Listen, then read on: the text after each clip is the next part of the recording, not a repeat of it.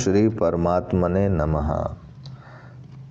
तब इन उशिष्ट ऋषि से यज्ञ कराने वाले राजा ने कहा, मैं श्रीमान का ठीक ठीक परिचय प्राप्त करना चाहता हूँ। इस पर ऋषि ने उत्तर दिया, मैं चक्र का पुत्र उशिष्ट नामक का ऋषि हूँ। राजा ने कहा, सच मानिए, मैंने इन समस्त ऋत्विक संबंधित कर्मों के लिए श्रीमान की सब जगह खोज की थी। श्रीमान के ना मिलने पर ही मैंने दूसरे ऋतुजों को चुना है, परंतु अब मेरे संपूर्ण ऋतु संबंधित कर्मों पर श्रीमान ही रहें। ऋषि ने बहुत अच्छा कहकर राजा के प्रस्ताव का अनुमोदन किया और फिर कहा, तब मेरी आज्ञा पाकर ये पहले वाले ऋतुज ही स्तुति आरंभ करें। परंतु एक बात है, जितना धन आप इन लोगों को दें उतना ही मुझे भी दें। राजा ने यही होगा कहकर अपनी स्वीकृति दे दी। तदंतर प्रस्तोता उन प्रसिद्ध ऋषि के पास आकर बोला, श्रीमान, मुझे यह कहा था कि प्रस्तोता, जिस देवता की तुम स्तुति करने जा रहे हो उससे बिना जाने यदि तुम स्तुति पाठ करोगे तो तुम्हारा सिर धड़ से अलग हो जाएगा। सो वह देवता कौन है, मैं यह जानना चाहता हूँ।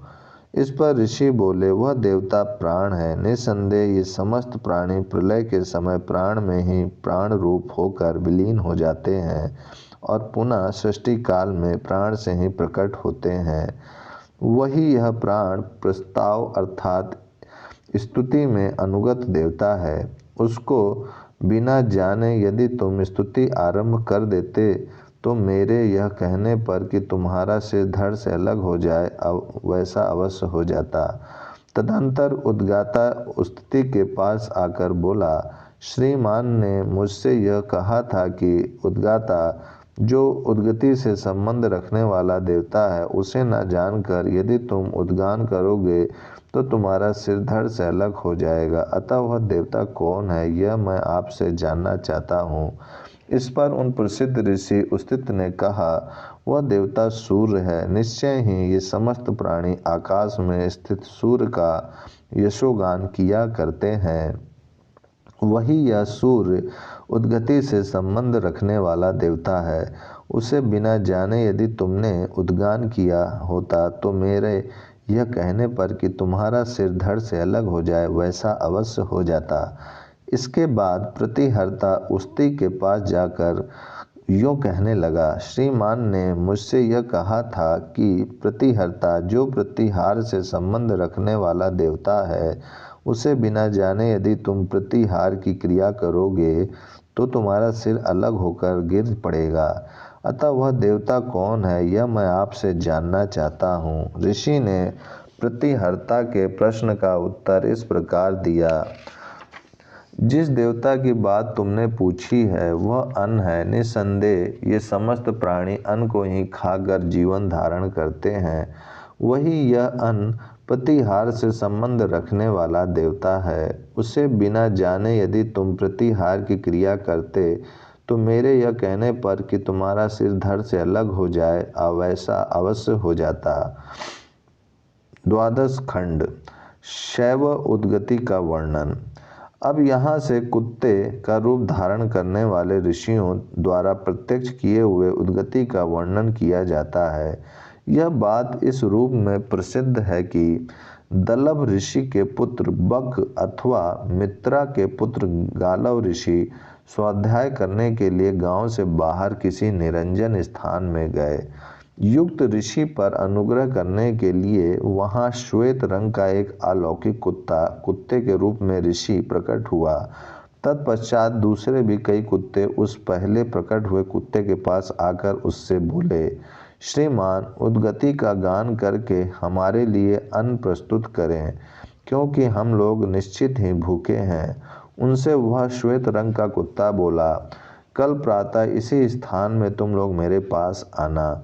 उनकी इस बात को सुनकर दलभ पुत्र बक अथवा मित्रा पुत्र गालव ऋषि कौतूहल से भर गए और यह देखने के लिए कि वह कुत्ता किस प्रकार अन्न जुटाता है, वही उसके द्वारा निर्दिष्ट समय की प्रतीक्षा करने लगे।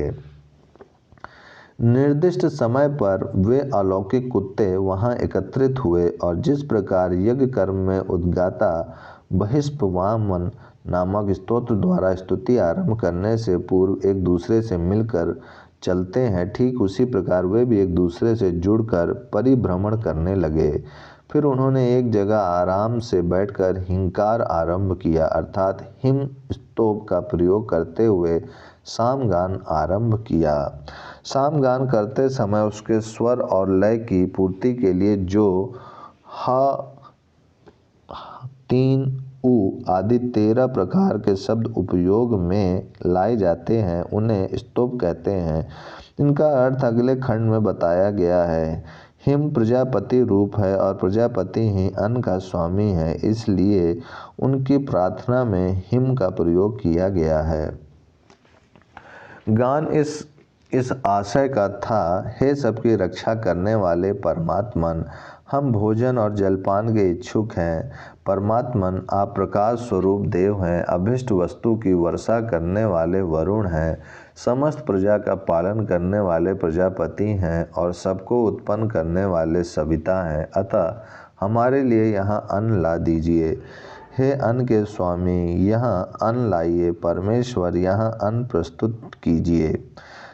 त्रयोदश खंड, 13 प्रकार के स्तंभों का वर्णन। इस प्रकरण में बताए जाने वाले 13 प्रकार के स्तंभों में निश्चय ही हाउ शब्द मनुष्य लोक का वाचक है, हाई वायु लोक है, अथ चंद्रलोक है, इह आत्मा है और ई अग्नि रूप है। इनके अतिरिक्त उ सूर्य रूप है, ए आह्वान का बोधक है, ओह होइए विश्वदेवा हैं, हिम प्रजापति स्वरूप हैं, स्वर प्राण रूप हैं या अन्न रूप हैं तथा वाक विराट रूप है। 13वां और अंतिम स्तोभ हुम है, वह सब में व्याप्त रहने वाला वर्णातीत निर्विशेष ब्रह्म है। जो शाम के रहस्य को जान लेता है उसके लिए वाणी स्वयं अपना रहस्य प्रकट कर देती है। वह भोग सामग्री से तथा उसे भोगने की सामर्थ्य से युक्त हो जाता है। प्रथम अध्याय समाप्त।